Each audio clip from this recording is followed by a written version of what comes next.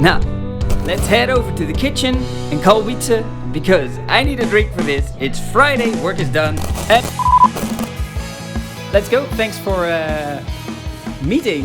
I think you delivered a terrific master of the song. I really enjoyed listening. And as I said in the video, you're the old school guy. Yeah, it's true. Yeah. But I'm super curious. What's your first impression? What's your opinion? What do you think? Well, regarding the results, I'm not surprised. I think that when it comes to AI mastering, for AI mastering, there's a bright future ahead.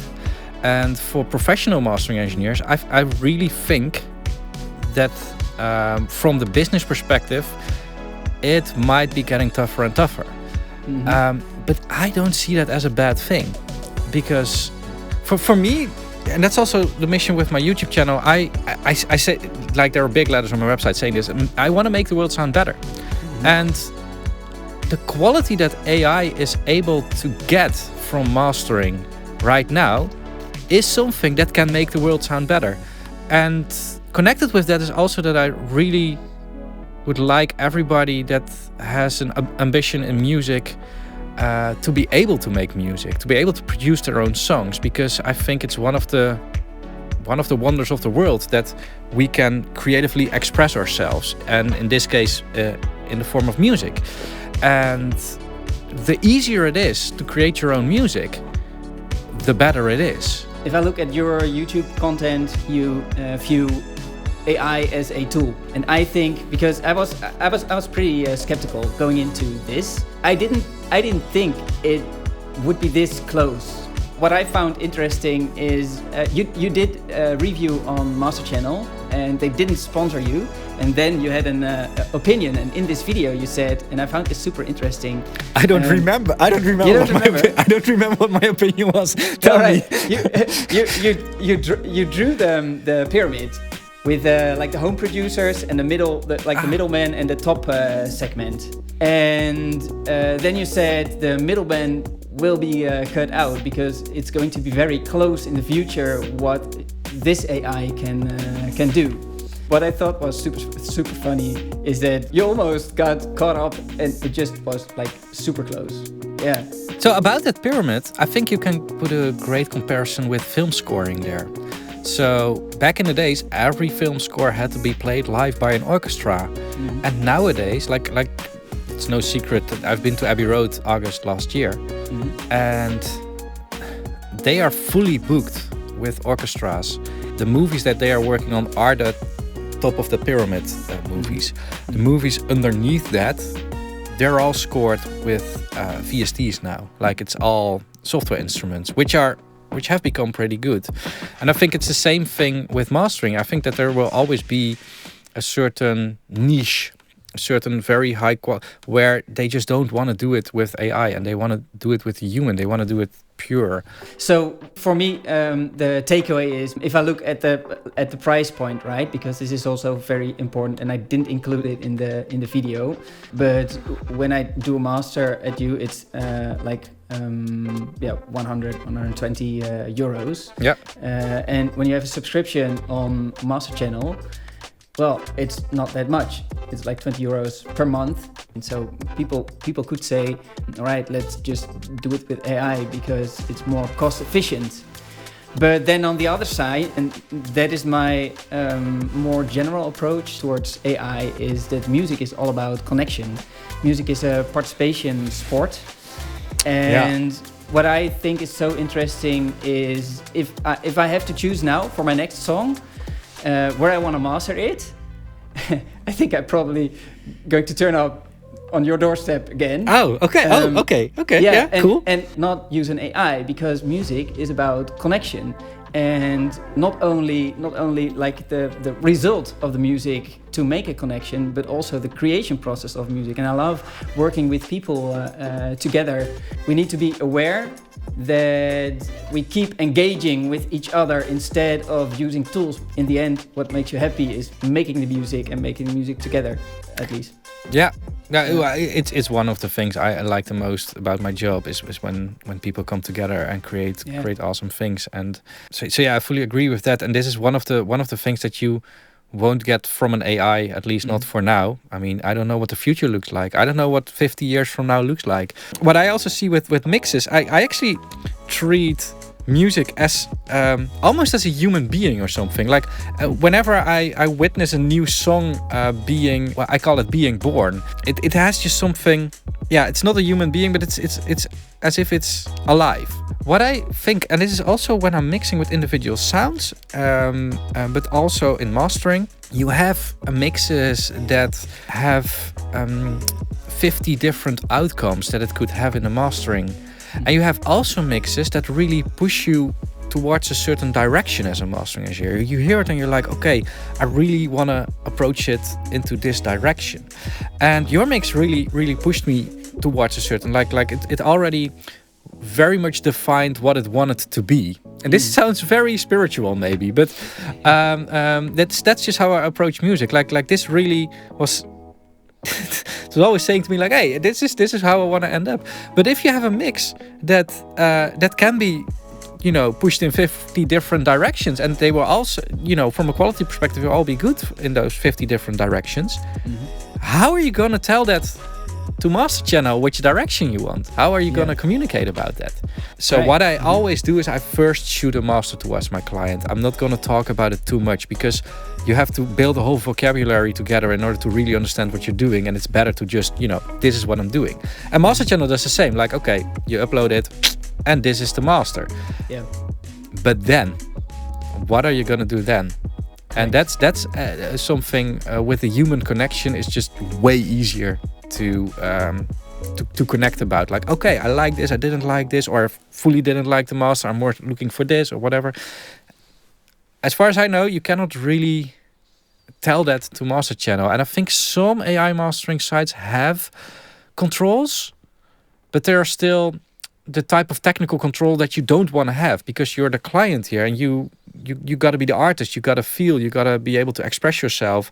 I've never had an artist or a musician comment like, hey, I think the threshold is set incorrectly on the master bus. The artist would say like, hey, it feels flat or whatever. Like, they will talk in different terms. And that's a bridge that I'm missing in the AI mastering for now. I think the language models that connect and even connect emotionally with people already exist, and now an engine that can make a pretty decent master does exist. So it's only a matter of time until this gap is filled. It's maybe a strange word. In creating AI, humans are also like, it's kind of beautiful that people try to mimic like all these creative stuff, right? Yeah. It's so weird to me. So it's also weird that I can like automate everything in the studio, and even creative processes I can automate. That,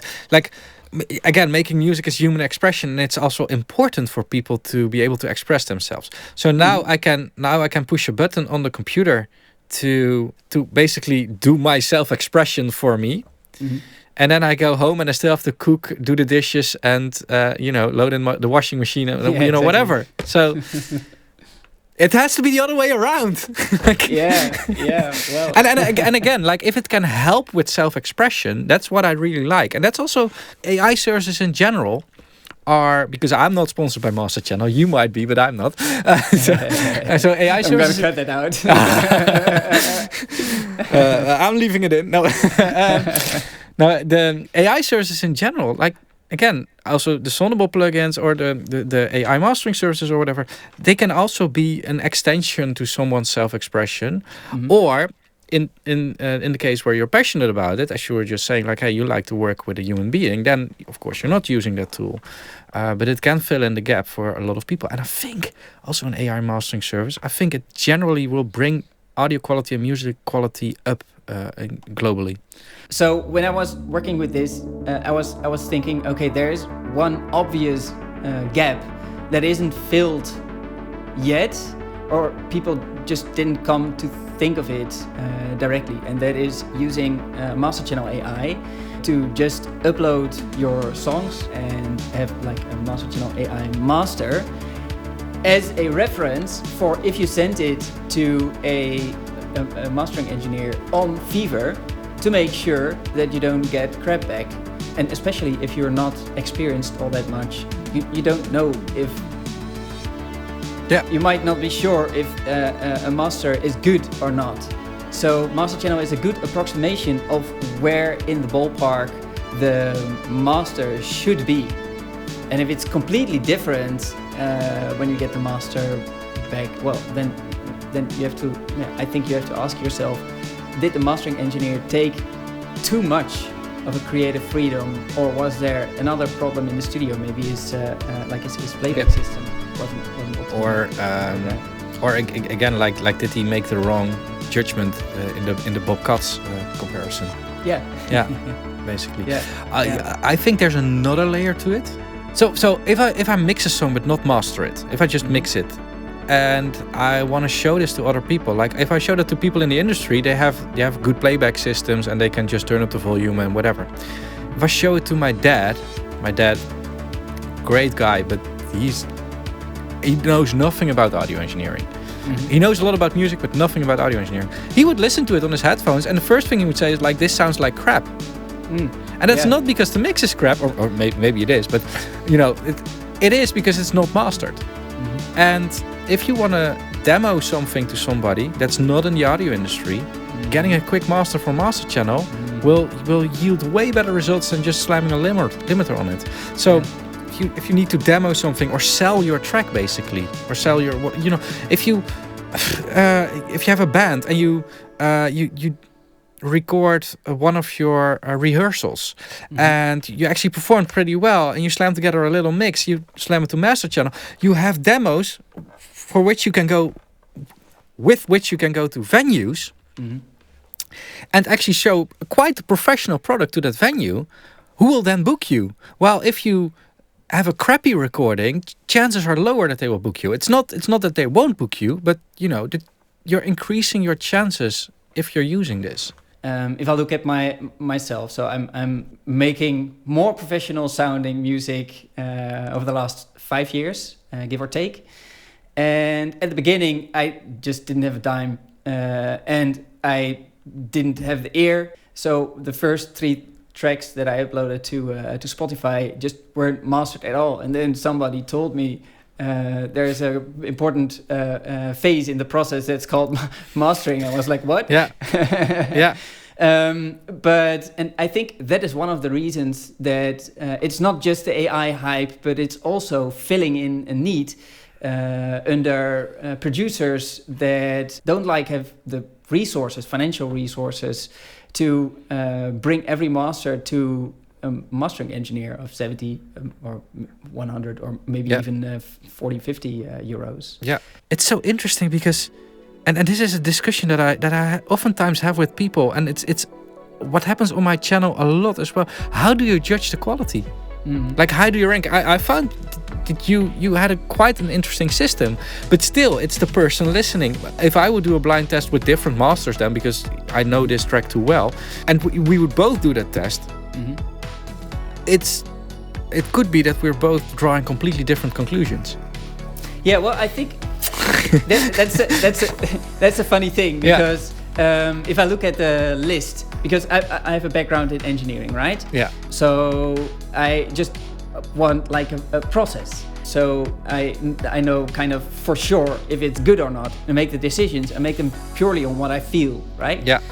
But then in the end, I saw the results, and I was like, first of all, the results are super close, like all 3 masters. And second of all, I was thinking, do I agree, or do I think that the master that you made is even better than the score reflects now? Yeah, but there's emotion attached to that as well, because it was the most expensive master. It was the one where you had the human contact with, so that can all bias our ears. So I really like it that you did it in a blind test. I rather see it from this perspective than from perspective where there's more emotion involved. But in general, it's music, so you can. I think it's impossible to really do it in a technical way because there's always emotion attached to this thing. Yeah. And that's the whole annoying thing. Yeah. Well, the funny thing was that when the Fiverr engineer sent his master over, I listened to it. I put my headphone on, like the first revision, and I put my headphone on, and I was just sitting there and listening, and it's a very cohesive mix. And I was sitting there, and I was like, "Wow, this is a great mix." But then I compared it in the comparison tool, and I thought like, "Well, but this is like almost muffled." And although I had like an emotional reaction of me being like, this is such a good master, when I compared them to the other ones, I was, I just So it is quantifiable. It is some degree. But there was also one point in your video where you were judging, I think it was called quality, where you were listening to like the noise. I think I actually mastered it through tape, so I was gonna lose that anyway. But you also did you mention? But correct me if I'm wrong. Didn't you mention something about mouth clicking as well? Well, it should. That should fall under quality control in master. But in this song, I took most of it out in the mix. Yeah, okay. Because I remember listening to it that there was a little bit of that clicking. Yeah. But you told me the story about the song and the fact that all instruments are basically, things that you've recorded yourself, which aren't necessarily musical instruments. Tying that all together, for me it was like, but this should be in here because this makes it human and makes it more believable. This so like it suits the song for me. These little imperfections for me were suiting the song. And how I normally approach this is that when I wouldn't feel that, I would really bring that up to the client. But otherwise, I would shoot it to the client and be like, hey, I usually don't say a lot about my master because I really want my client to listen. I think you've experienced that as well, like unless I'm hearing a boxy voice or whatever. And I was like, okay, these little artifacts, they are so clear in the master now. If my client doesn't like it, I will get that as feedback. That's how I usually approach this. But I don't want to put a magnifying glass on things because I don't want to make people think about things they shouldn't necessarily be thinking about. If I would bring up a few points, people will start to doubt themselves and doubt their choices, and that's not always good. So that was one of the things I was like, but this was a conscious choice, to not mention this and to not do anything about this. So that's so good. That's gold. So I'll leave the static noise in. Now it has a story, so I mean, for me it amplified the story that you're telling in the song.